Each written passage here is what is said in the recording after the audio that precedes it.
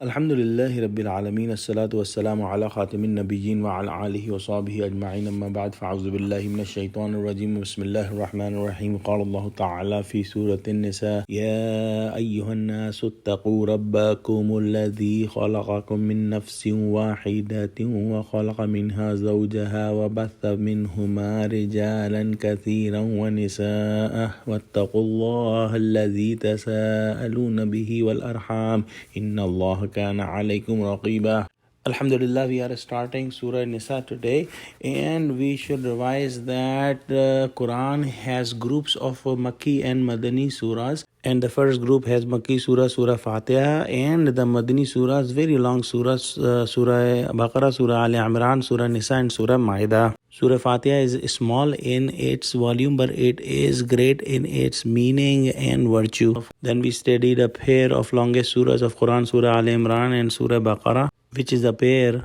And Prophet Muhammad sallallahu alaihi wasallam called these surahs Az-Zahrawain, meaning very bright surahs. These two surahs were divided in halves, and the first half was addressing the people of book. In Surah Baqarah, it was mainly addressing the Jews, and in Surah Al Imran, it was mainly addressing the Christians, and then the later halves were addressing the Muslims. In Surah Baqarah, we studied that the second half is the blueprint of the Islamic Sharia, the Islamic jurisprudence, while in Surah Al Imran, only one commandment about the compound interest came, and it did not have much of the Sharia. Both surahs started with the huruf muqatta'at like Alif Lam Mim, and both were ended with great du'as. Here we see in Surah Nisa that there is no huruf muqatta'at or any introductory speech, and it is directly starting as Ya ayyuhan nas, meaning O people, while we see the next surah, which is the pair of Surah Nisa, is Surah Maida, and it will start as Ya ayyuhalladhina amanu, meaning it will address the mu'mineen. This pair of surahs, Surah Nisa and Surah Maida, are not divided in two halves. Both of these surahs will have the Islamic law, the Sharia, but the initial discussion on the Islamic law will be in Surah Nisa, and the completing commandments, the end commandments, will come in Surah Maida. An extremely important concept to understand in Surah Nisa, that it is addressing three groups. One is the Ahle Iman, meaning the true believers. There are about 37 ayahs on that. The second group is the people of the book, and there are about 55 ayahs on that. And the third group is about the hypocrites or munafiqeen, and the largest amount of ayahs are about that, about 84 ayahs.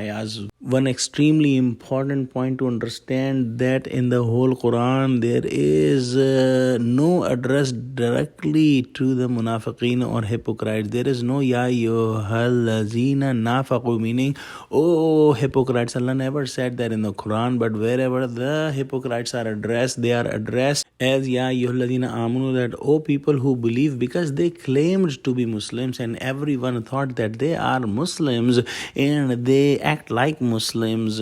But in the ayahs, when we ponder that are addressing to the hypocrites, we will see the weaknesses of those Muslims, and we will see sometimes